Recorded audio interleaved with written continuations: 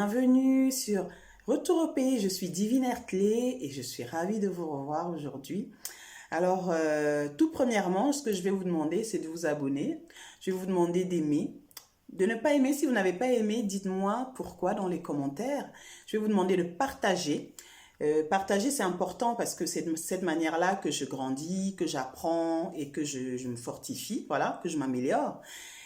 Commenter, c'est très bien aussi, voilà, mais commentez beaucoup parce que j'en vois pas beaucoup, mais je vous invite à vraiment commenter. Je vous invite aussi à aller sur Facebook de temps en temps, regarder le feed, vous informer, discuter avec nous et lire cette petite rédaction dans la barre d'infos. C'est une petite rédaction que j'ai rédigée pour partager avec vous ma quête d'identité. C'est peut-être court, mais c'est vraiment profond en expérience. J'espère que ça vous enrichira. Alors, je souhaite faire part de quelque chose parce que j'ai fait un changement il n'y a pas longtemps là, par rapport à la vidéo de Manibela justement. C'est vraiment une qualité qui me gêne beaucoup. De te produire quelque chose comme ça m'embête beaucoup. Alors, ce que j'ai fait, pour ne pas tout de même t'enlever, voilà, le goût comme ça de la bouche, quoi, j'ai fait basculer la vidéo sur Facebook et j'ai mis le récap, le condensé des 4 points que je vais faire là tout de suite sur YouTube.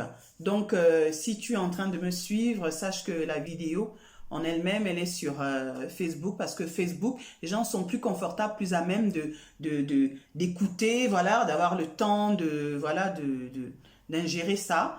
Alors que sur YouTube, ce serait un peu délicat. Donc, j'espère que tu comprends d'où je viens, voilà. Alors, aujourd'hui, je viens vous parler à tous de 4 points que j'ai tirés de la vidéo que j'ai faite avec Manibela. Et ces 4 points sont vraiment des points que je pense pourront t'éviter de rater ton retour au pays.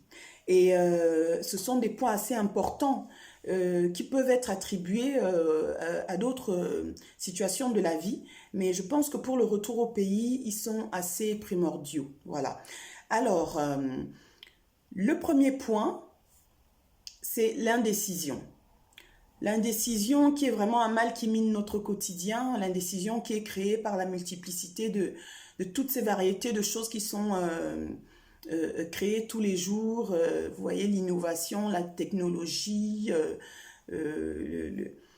tout ce qui va avec ce nouveau monde nous permet de croire que nous avons le choix. Les choses qui nous étaient nécessaires au quotidien, dont on peut se contenter, on ne s'en contente plus parce qu'on a toute une palette de choses vers lesquelles on peut se tourner et vraiment se permettre d'être gourmand. Et ça ne nous facilite pas du tout la vie et ça nous met dans des situations d'embarrassement vraiment très, très, très misérables. Voilà, si je peux le dire ainsi. Et ce que je souhaiterais vous inviter à faire, c'est de faire un choix. Je vous invite à faire un choix. Quel que soit le choix que vous êtes amené à faire, faites-le. Parce que si vous ne faites pas ce choix, vous serez contraint de subir tous les concours de circonstances, d'infortunes qui vont s'abattre sur votre vie. Quel que soit le choix que vous ferez, au moins vous en avez fait un et contentez-vous de celui-là. Si vous avez fait le mauvais choix, vous savez quelle voie prendre pour remédier à ce que vous avez mal fait. Et il n'y a jamais de mauvaise façon de faire parce que l'échec n'existe pas. C'est juste une manière qui n'a pas marché. Et on apprend et on avance. Donc voilà ce que je voulais vous dire par rapport à l'indécision. Le deuxième point, c'est la procrastination. La procrastination qui est le fait de remettre à demain les choses et qui nous fait croire qu'on a le temps. Quand le temps vraiment n'existe pas et le temps vraiment ne nous appartient pas. Parce que plus le temps passe et plus on flétrit. Et on devrait vraiment être amené à faire les choses au pas le pas. C'est ce que je conseillerais. Faites les choses une après l'autre. Faites ce que vous pouvez, le maximum que vous pouvez. Faites les choses, mais faites-les bien. Ne vous dites pas que non, je vais faire ça demain, après je vais faire ça. Non, si vous devez faire, par exemple, moi, si je dois faire, par exemple, le ménage, je dois faire la lessive, je dois faire la vaisselle, je dois faire à manger. Je suis Wonder Woman si vous voulez pour certains, mais pour moi, je trouve que ça fait beaucoup. Alors, des jours de la semaine, on en a 7. Alors, je me dis, aujourd'hui, je vais faire le ménage. Demain, je vais faire la lessive. Après-demain, le repassage. Au jour le jour, je fais un tout petit peu et je fais la popote à côté.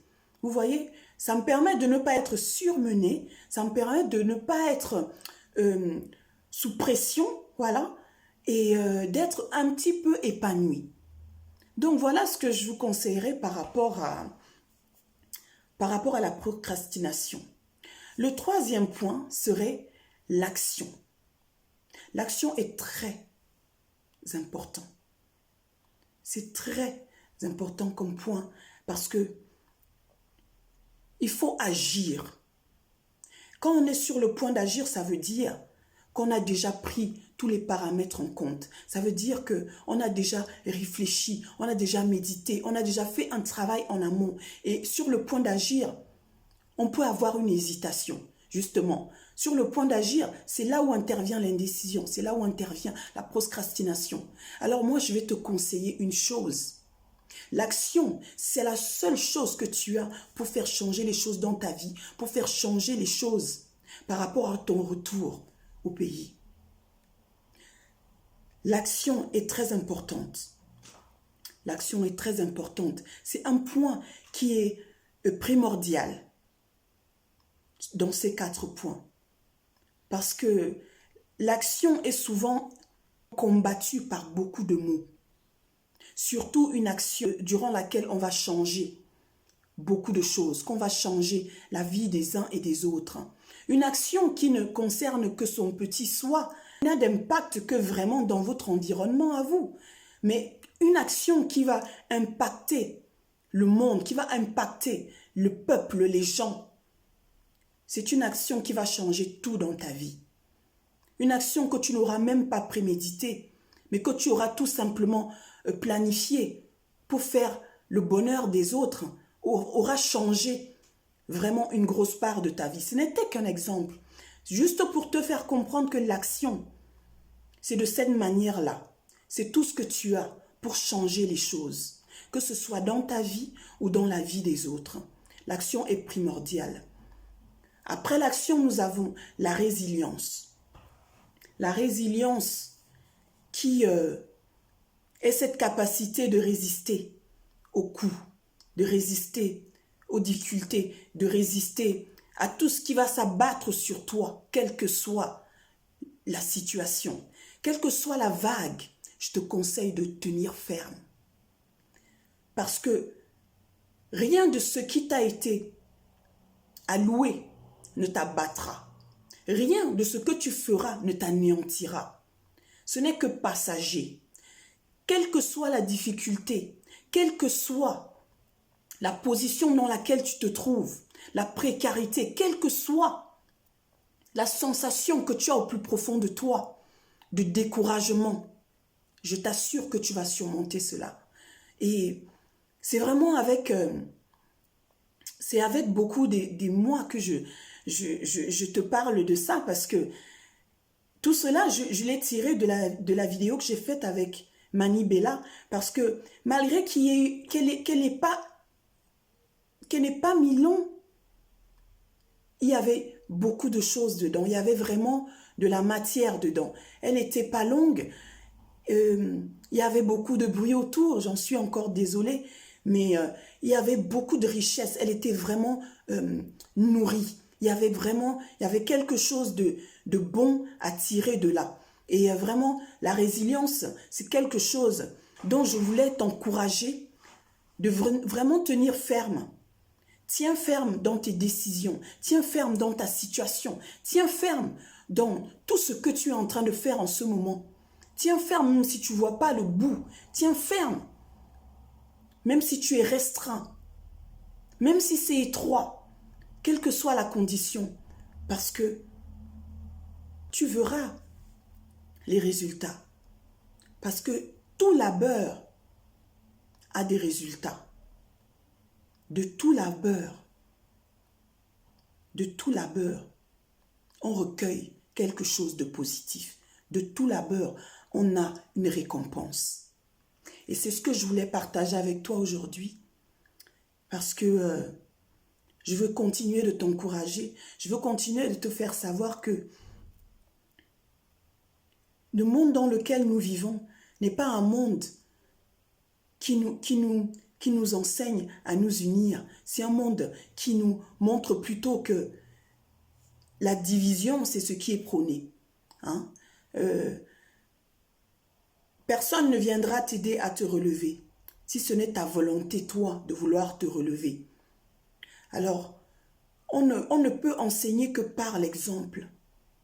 Alors, de par ton expérience, de par les décisions que tu prends, de par tous les engagements que tu as, de par toutes les actions que tu poses, de par toutes les choses que tu accomplis au quotidien, sois un exemple pour ce petit frère qui te regarde, sois un exemple pour tous ceux-là qui attendent et qui ne voient peut-être pas. Tu es un exemple. Parce que tu es, dans ton entité, la seule chose de vraie et de vivante. La seule chose qui peut vraiment donner vie à ce en quoi tu crois.